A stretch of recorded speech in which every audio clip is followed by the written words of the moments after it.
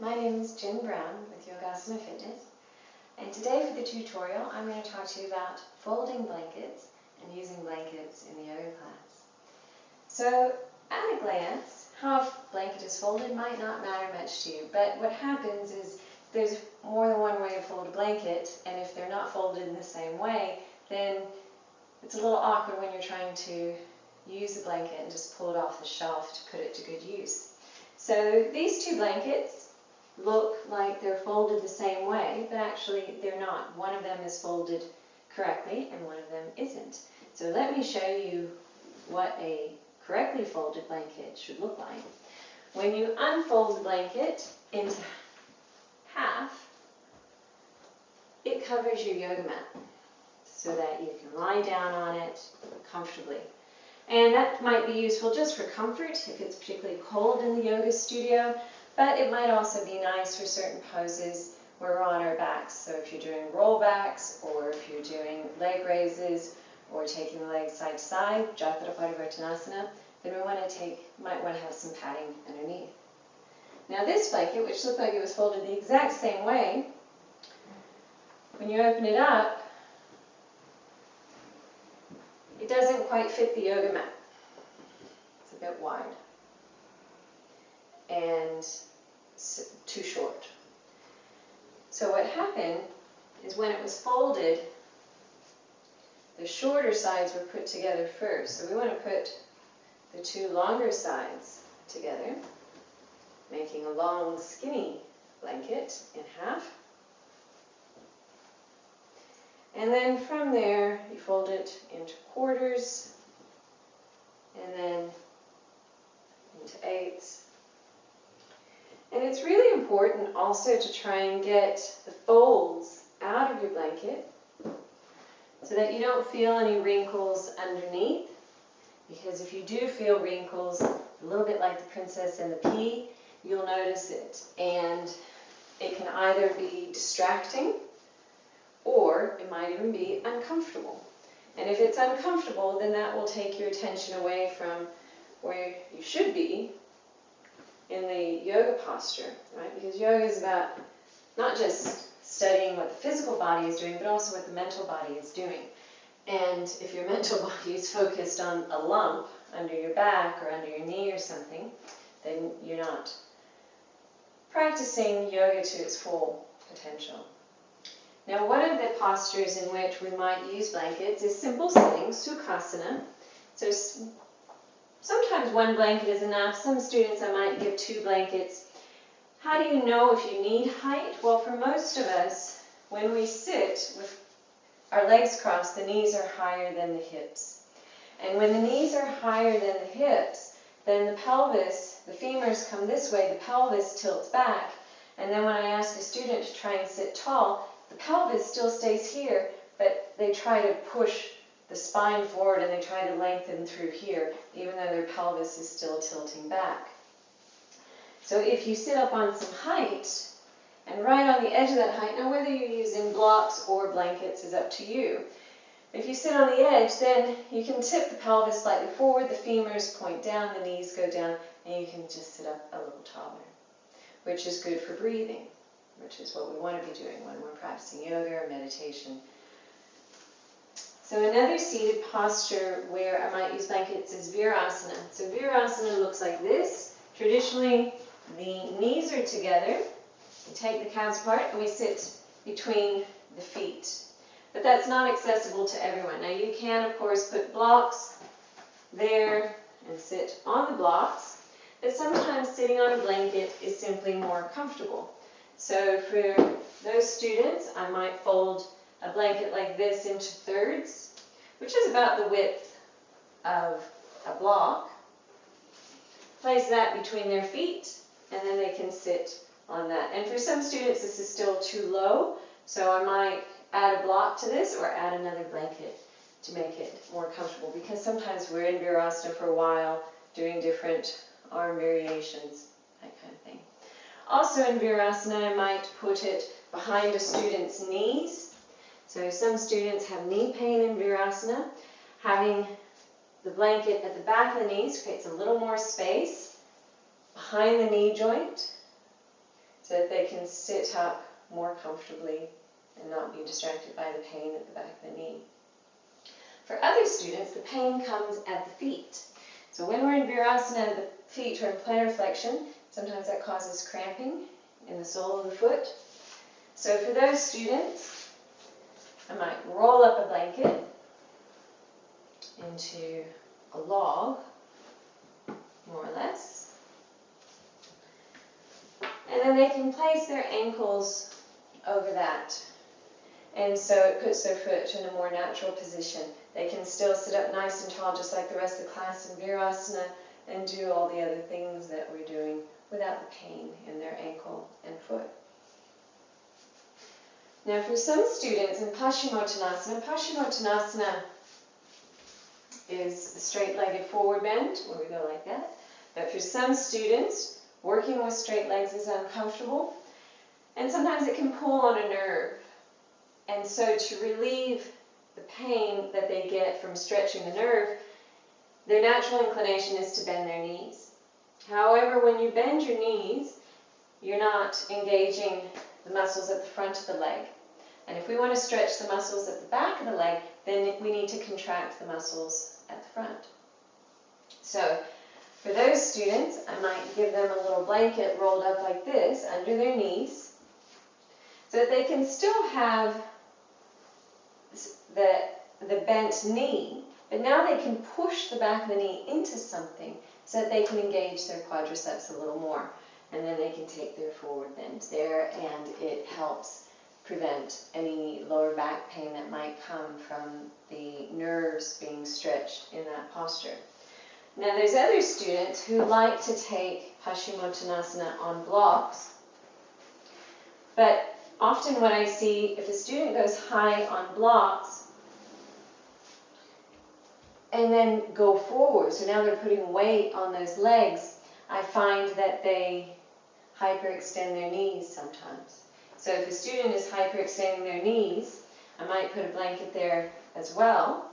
So they can still have a pretty straight leg because they're up on some height, but now I don't have to worry about the hyperextension behind the knees.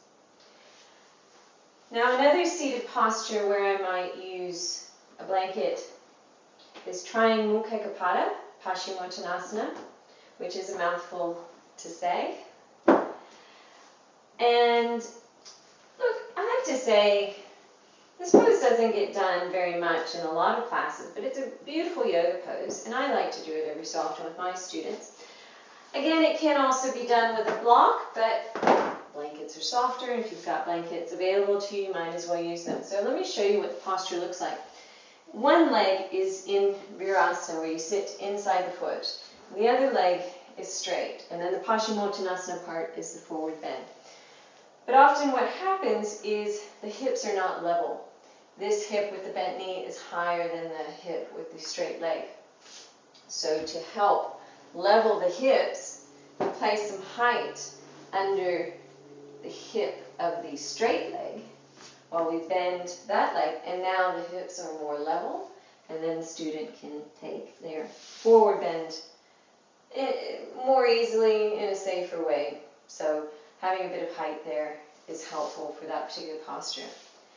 Sometimes I use blankets in Baddha Konasana. So Baddha Konasana is cobbler's pose or bound angle pose. If you have bolsters, you can use bolsters for this, but if you don't have bolsters, a rolled up blanket will do, placing the bolster under someone's knees, because this pose is really hard on some people's abductors. The adductors are here in the inner groin, and the force of gravity pulling them down is not easy. Now, getting these blankets at the same height isn't as good as bolsters, which are generally the same height, but it could work, and it could help take away some of the weight of the legs for someone who has really tight inner groin muscles. Also, if someone is in SUPTA Baddha Konasana, now SUPTA Baddha Konasana is lying back on a bolster. We'll pretend that's my bolster. We lie back on the bolster with the feet like that in SUPTA Baddha Konasana. But again, if a teacher puts you in SUPTA Baddha Konasana, they're probably going to keep you there for a while. And for some people, the stretch there on the inner groin, it just becomes unbearable. So to make it a little gentler for someone, I might fold the blanket into a longer strip of fabric and then place it over their feet, around their legs, hug it in close to their hips so that the feet stay together. But now the legs can rest on the blanket. And so when they lie down, their legs can be more relaxed and they can have a nice stretch there on the inner thigh. Then you have students who want to feel the stretch more. So they feel like they have happy hip joints, but the muscles are tight. And so they want the muscles to do a little work. Well, these blankets are actually quite heavy. So you can use the blankets like a weight in Baddha Konasana. But they're very gentle weight. They're not extremely heavy, but they're just enough to give a student a little extra weight on the thighs while they're sitting in Baddha Konasana, which can be helpful. It feels pretty good. Often in my classes we have kneeling postures. And so for a kneeling posture, especially if you have a really thin yoga mat, the floor might hurt your knees. So it could be nice to have a blanket under your knees. And I usually have my students put a blanket right there in the middle because we'll do other poses as well. So from downward dog, chaturanga dandasana, some other postures, the blanket can still be there for their knees when they're ready to use it. And then we come down onto the knees and it's there. So some kneeling postures that we might do is USTRASANA, taking the hands back to the feet. We might also do ANJANEYASANA, which is crescent lunge, taking the arms up, overhead. Remember with this one, you don't have to go real far forward to get the quadricep stretch. As soon as you tuck the tailbone, you'll get the quadricep stretch. From ANJANEYASANA, we might go into a twist. They might pick the back knee up, they might keep it down, but it's nice to have that padding there if they want to make that choice. Another option is PARIGHASANA. That's a really beautiful side stretch. And for GOMUKHASANA, because sometimes the issue isn't protecting the knees, but it's protecting the feet, because the bones of the feet are digging into the floor, which can be uncomfortable.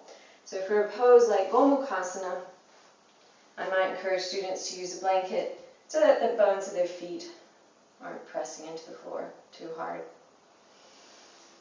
Now, I personally like to use a blanket in SALAMBA SIRSASANA, headstand. So I just fold it like that. I don't do anything too fancy with it. Interlace my fingers and walk up. Might also, no, not might, I definitely use a blanket for shoulder stand, SARVANGASANA, and HALASANA, plow pose. Now you can buy pads that are denser than the blankets, and they're about this height, which are really good to get. But in the absence of those pads, 2 blankets will suffice, sometimes even 3 blankets. So I fold the yoga mat over the 2 blankets to give myself a bit of stickiness so that when I go into shoulder stand, the elbows don't start to spread. They stay in close. You might also use a belt around the elbows to prevent that from happening. But for now, just to demonstrate, the edge of the shoulders go there to the edge of the blanket, rolling up to HALASANA, taking shoulder stand, whenever you're ready. Now I totally rushed into that. You shouldn't rush into that quickly. I probably should have taken more time. And then after those postures, just resting here. It's very relaxing after those 2 poses and all their variations. Now from shoulder stand often comes SHAVASANA. And you could spread out a blanket so that you can be nice and cool and comfortable in Shavasana, especially if the floor is cold. So when you lie down, it's pretty safe to say your blood pressure will drop, and when your blood pressure drops, you will start to cool down.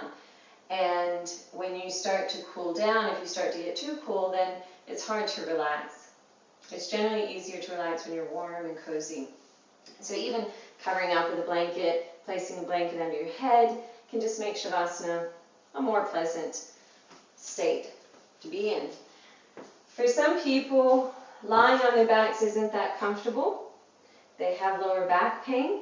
So for them, I might build a bolster in the absence of a real bolster.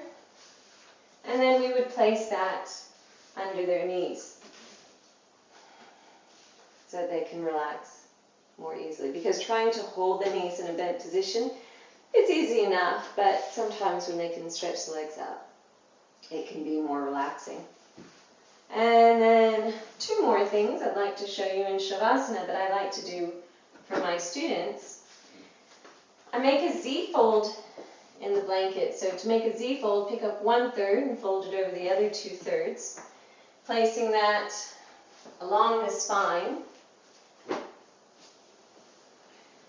sitting with a little bit of space between the blanket and my lower back, and lying down there. So a chest opener,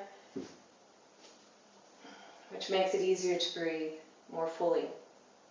Now, one of the things I often see when students are lying back is if they have tightness here around the neck and shoulders, their chin is tipping up. And if the chin is tipping up, that means that in a very small way, they're compressing the cervical spine. And so we want to be able to lengthen that spine, to stretch those muscles so that they can be soft. So if a student's not able to do that on their own, then I might place a block or even a blanket there under their head to give them a little bit of height so that they can have a nice long cervical spine. And then the last thing I like to do with a folded blanket like that in Shavasana, in this instance, it would go under the shoulder blades. So along where your bra line would be, opening the front of the chest with a little more of a back bend. But again, if I see that someone's chin is tipping up, then I give them a little blanket, so they can tuck that chin slightly, lengthen the back of the neck, opening the chest here, which is where most of us need the chest opening. The belly is soft, the diaphragm is open, so that they can breathe more fully. So there you go. In less than 15 minutes, a quick little tutorial on yoga blankets, how to fold them, and how to use them. I think it is worthwhile to consider getting some blankets of your own. You don't have to suffer to practice yoga, so having some yoga blankets can always make your practice more enjoyable. Thank you very much for watching this video. Again, I'm Jen Brown with Yogasana Fitness, and I look forward to seeing you again. Thank you.